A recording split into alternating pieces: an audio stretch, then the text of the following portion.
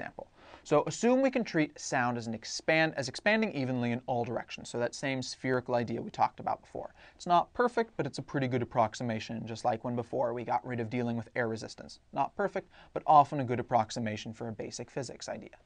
So if we're currently 1 meter from an emitter and we hear a sound at x decibels, what distance away from the emitter will lower the sound by 10 decibels, i.e. bring it to x minus 10 decibels? All right, so to begin with, let's note the fact that the emitter, no matter what we go, no matter what distance we're, the emitter's still going to be putting out P equals the power, right? So the intensity is equal to the power over the area.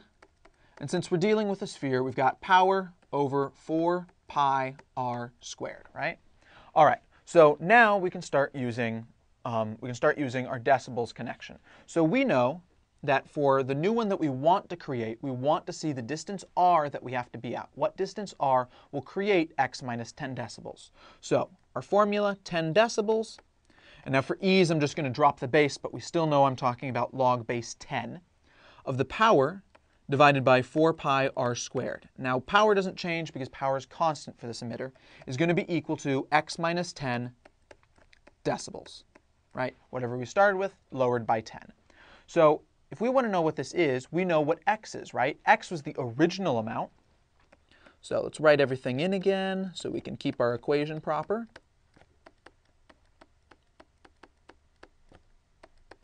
X was the original number of decibels. So the original number of decibels was what the original R was. So our old R was 1, right? We used to be 1 meter away from the sound source. So it's going to be 4 pi times 1 squared, right?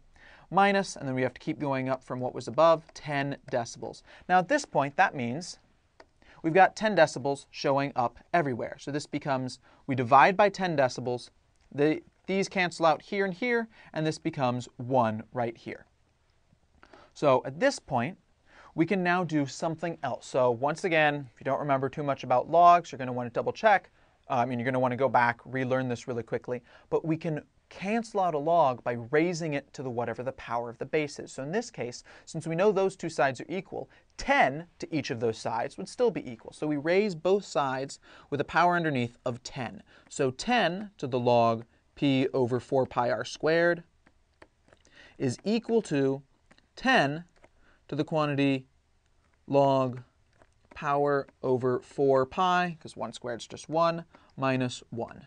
Now 10 to the log, that cancels out, and we get what's inside, p over 4 pi r squared equals p over 4 pi.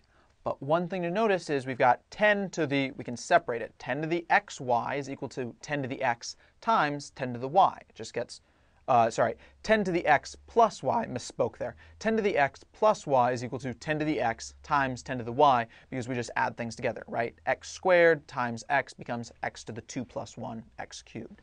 So we have to remember that, and we've got still over here 10 to the negative 1, because what we're doing is we're separating those two different things. So at this point, we can now cancel p over 4 pi from both sides. And what we've got now is 1 over r squared equals 1 over 10. So at that point, we've got r squared equals 10. So r is equal to the square root of 10, which is approximately equal to 3.16 meters.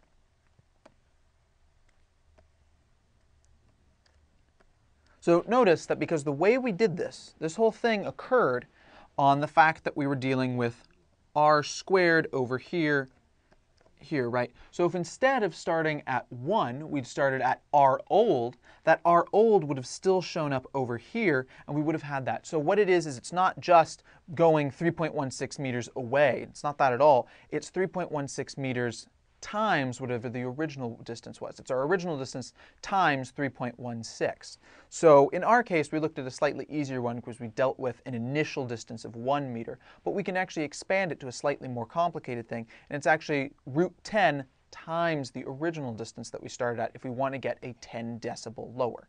So Lowering it by 10 decibels means multiplying our original distance by root 10, which is why we get going from 1 meter to 3.16 meters. But say we started off at 5 meters and we wanted to lower it by 20 decibels, then we'd have to take that 5 meters originally, multiply it by root 10 twice becoming 10. So we'd have to go from 5 to 50 meters if we wanted to be able to get a 20 decibel lower in the sound. So it's important to note, once again, dealing with this stuff can be a little confusing at first because we're dealing with logs, so you're definitely going to want to work on calculating this thing out by hand because you might be surprised at how some of the results are going to work out. Think about this. The fact that we're going from 1 meter to 3.16 meters to get a lower of 10 decibels might not be inherently obvious at first because we're working with the way logarithms works, and logarithm can be a little new, a little odd the first time you're dealing with it because the way we understand the world first is through additive understanding, adding things together, and it's a little bit more difficult to think in terms of multiplication through exponents, and that's how logs look at the world. So definitely the sort of thing I definitely want to caution you, if you have to do a problem with decibels, make sure you're working through the formula of how we get decibels first. Otherwise, it's really, really easy to wind up making mistakes.